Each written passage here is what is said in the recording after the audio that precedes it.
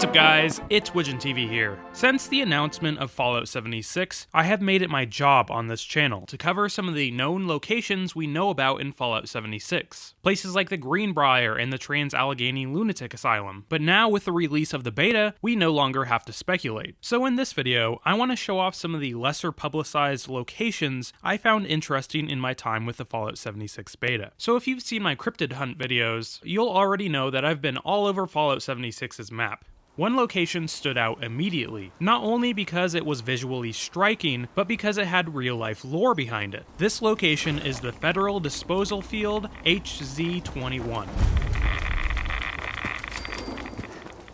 Because of this location's icon on the map, I wanted to visit it during the stress test, but I never ended up making it there. So I made it a point to go there during the beta. I wanted to go there because the large spikes jutting upward in the icon here reminded me of some concept art showing ways current generations of people could warn future generations that the area was dangerous. In the United States, this is normally done with signs like this. Most everyone will recognize this as a radioactive sign known as the trefoil. Signs like this are designed to communicate danger or caution, but some people are worried that these symbols might lose their meaning. One only has to look back at the Jolly Roger, for example. This symbol was the universal symbol for death. It was then adopted by people to communicate something might be poisonous, and of course it was adopted by pirates. But today, all you have to do is type it into Google to find out that this symbol has lost all of its meaning. What was once a feared symbol is now just something to stitch on pirate hats.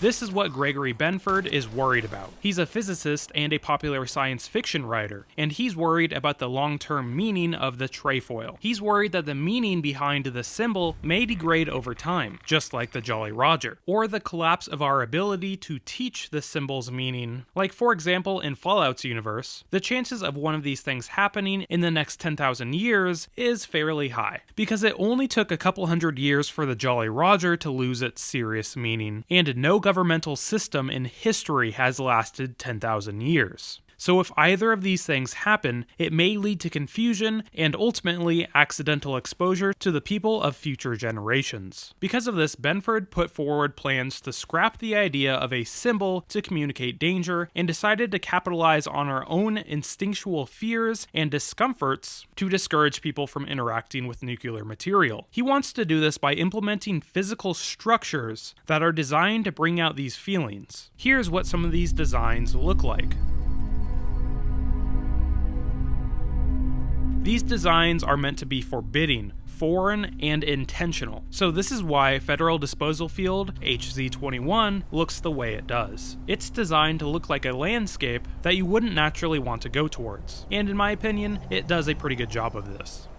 Alright, I have another pretty interesting location for you. Before the beta, I posted a video about the Trans-Allegheny Lunatic Asylum and the Moundsville Penitentiary. The reason I talked about these locations in that video is because they're believed to be haunted. The Moundsville Penitentiary in particular is known as one of the most haunted locations in the United States. But basically, in that video I talk about some instances of the supernatural in the Fallout series. I conclude that even though there is substantial evidence of the supernatural in the Fallout franchise, there is no definitive evidence of it. Go check out that video if you want more information on this. During my playthrough, I found a location near Vault 76 called Alpine River Cabins. At first, this seems to be a fairly normal, feral ghoul-infested campground, with some low-level loot. But as soon as you start hanging around the area for a bit, you start to hear some screams.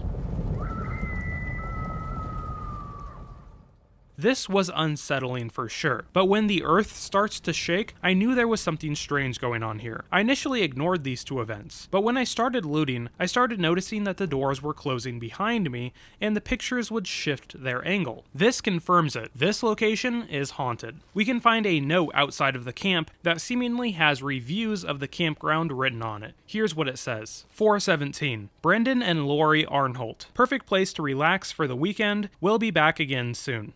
503, about 2 weeks later, the Jefferson family. The kids loved swimming in the pond and spotting the local deer. Visitors must feed them often, they're everywhere. 524, about 3 weeks later. James, Blake, Allison, and Stephanie. Boring, there is nothing to do around here, we won't be coming back. 7:15, about 2 months later, the Taylors. Overall, very peaceful location. We heard some weird noises the first night, assuming it was just some teens messing around. 8:05, about 3 weeks later, Jackson and Beverly Hart. Creepy noises, bears roaming around too close at night, and I swear the pictures on the wall are changing positions. Will not be visiting again. So unless this is some sort of elaborate hoax, this is the only confirmation that the supernatural exists in the Fallout franchise. And on top of this location being haunted, it makes me really excited to explore the other 2 possibly haunted locations I mentioned at the beginning of the video. So there are just 2 locations that I found really interesting. Alright, that's all I have on this episode of Interesting Locations. I hope everybody enjoyed the video. If you did, make sure to like and subscribe. It really helps out my small channel. Also consider following me on Twitter. It's the best place for me to keep in contact with you guys. But anyway, this has been Widgeon TV. Thanks for watching, guys.